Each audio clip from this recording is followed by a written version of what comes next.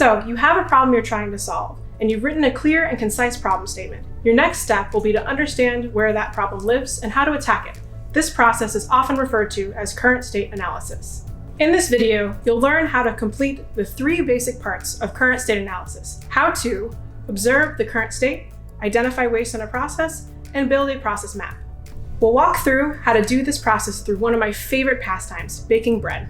You've decided to grow your baking skills and your waistband through the art of baking bread. You're so excited to learn, but you're also nervous because you barely know how to bake a bowl of cereal. So where do you even start? With your heart set on making a lovely focaccia bread, you decide to throw caution to the wind and find a recipe on the internet and jump into the world of baking. But the bread turns out just awful. Fortunately, you're best buddies with Gordon Ramsay, a celebrity chef famous for being crude and hosts the show Hell's Kitchen. You walk through the recipe shown here while Gordon silently observes you. This is particularly hard for Gordon, but you have no patience for his foul-mouthed vernacular. Gordon immediately resorts to looking for problems in your process. You've got the nerve to tell me that some of them are fine, wishy-washy, not even seasoned, and do you know what, more importantly, they're boiled. Gordon takes you aside after his observation and tells you he's found so many wastes in your process, he doesn't know how you didn't catch the whole house on fire, but he helps you put together a process map to visually show what happened.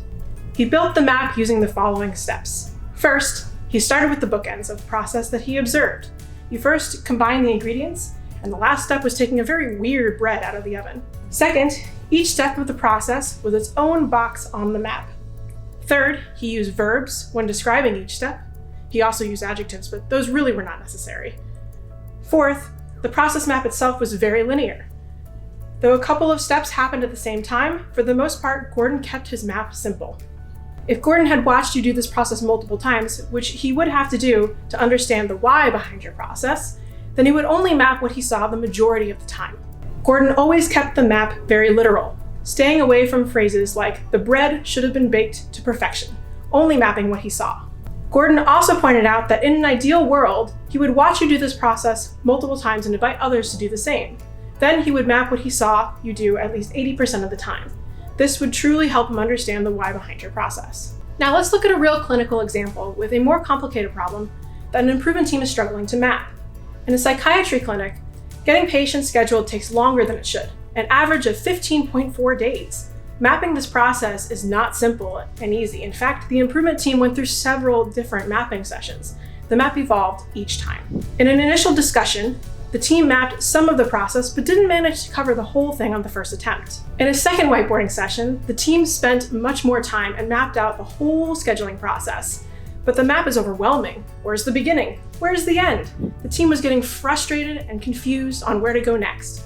Now is the point where they could start simplifying and discern what's the most important. The team simplified the map by awarding sticky notes to steps that happen most of the time, which they correctly approximated as 80% of the time.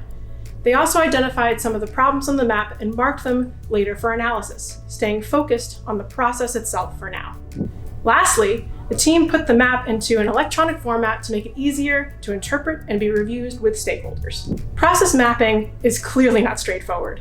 The psychiatry team would have benefited from applying some of the following key points from the bread baking exercise to simplify this process. They should start with the bookends to more clearly define the scope. In this case, first, the referral is routed via the work queue, and lastly, the patient is booked as advised. The team mapped every step, and every single one has a box and a defining verb to clarify what's happening. That's great. But ideally, the process map would be linear. The team did the best they could using different colors across additional rows called swim lanes. These are often used to denote different groups of people and their involvement within the process. When an important extra step is performed by another person simultaneously in the process, then the step can be put vertically on the map as the team did here. The team started the first map before they could actually fill it in completely. The first process map unfortunately included words like should and could. But the final product was ultimately created after multiple observations by several different people and does not include the phrases should or could, and so reflects actual reality. After building a process map, the next step is to identify the problems. You can do this by identifying process waste. Avoid general verbiage like a communication problem, incomplete handoffs, or chaotic work environment. Instead, focus on the processes that create these problems. One way to do this is to use the 8 wastes. Most processes will have one or more of the 8 wastes, which you can remember through the acronym TIMWOODS. This stands for transportation, inventory, motion, waiting, overprocessing, overproduction, defects, and skill set. Utilizing these terms serves as a common language about problems and provides an effective process for identifying problems. We rely on Gordon Ramsay's expertise once again to help us figure out what went wrong in our baking expedition. Hey, bozo, sauce! She's dreaming. Come on, more sauce, you silly cow! You delusional Neanderthal, Gordon yelled. You forgot to bring out all of the ingredients at the start of the recipe. You made a mess by going back and forth to the cabinet to measure the flour. This is a waste of transportation of the ingredients. Though totally unrelated to baking bread, Gordon actively scowls at your stockpile of ramen in your pantry. He has an eye for inventory waste. Gordon's face begins to redden and he says, "You primitive pinhead, folding is a very specific technique." He shows you the proper technique and then spits, "You massage the dough until it was practically soup. What a waste of motion." You waited how long for the dough to rise? Gordon could barely take the waste of waiting. He's a very busy guy after all. Gordon didn't notice any overprocessing or doing more work than was necessary, but commented on how your attention to detail was abominable. You didn't overproduce or make more than was necessary. In fact, you technically underproduced because your bread was inedible. "Where do I even begin? This isn't bread, it's a mistake," Gordon screamed. Defects are his biggest pet peeve after all. For bread to even be bread, you have to combine the yeast with warm water first, and the temperature is incredibly important. Finally, Gordon commented that he's worked in so many 5-star restaurants that he could have his own constellation, so his skill set was severely wasted on this whole endeavor. The other great use of the 8 wastes will be in the analysis of the problems.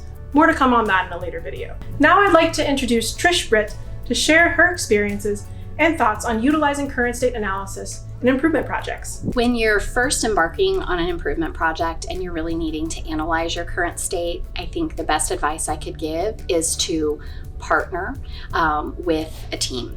I think having a mentor or a coach who can really help you go through that process is really essential. I think there are many, within the organization that you can tap into who have been down the road before. And so really knowing that you don't have to go at it alone, I think is really the most important advice I could give. If you move directly to the step of implementation based on some problem that you're trying to solve, I think you really miss the, perhaps what is really causing some of the challenge. If you have in your mind, I think, I've certainly seen numerous times where we may have a problem we're trying to solve to improve quality, efficiency, effectiveness.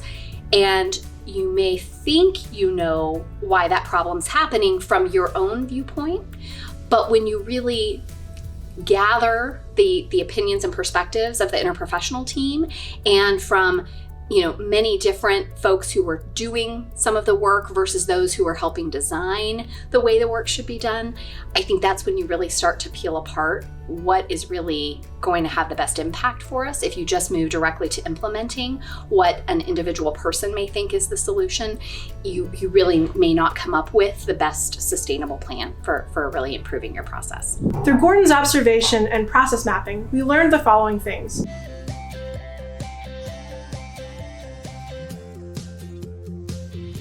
Do communicate with the people you observe what the plan is and observe silently.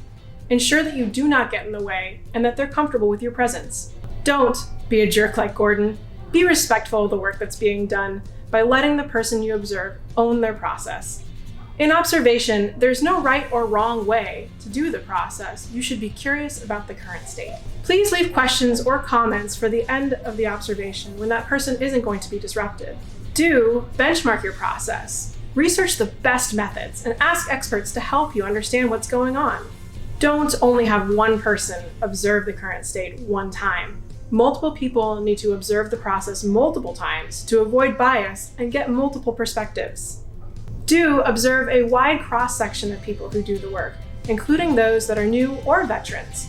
Plus, those who are experienced may have tips or tricks that are incredibly helpful. Once you've analyzed the process, you're ready to start thinking about what a good performance measure is and to form a SMART goal for your project. How to build a SMART goal is covered in the next video. You should now feel ready to take on current state analysis. Let's review the objectives and what we've learned. When observing the current state, it's very important to assess what's wrong. Having several people observe a process multiple times will give great perspective on how to improve. You now know how to identify waste in a process as one of the 8 wastes through the handy acronym TIMWOODS. This is very important because it allows the team to discuss what they've seen in a common vernacular. There are many tools to map a process: sticky notes, PowerPoint, Visio, etc. Process maps are a fantastic way to visualize what's happening and to show where the problem exists. Thank you for watching, and good luck analyzing your current state.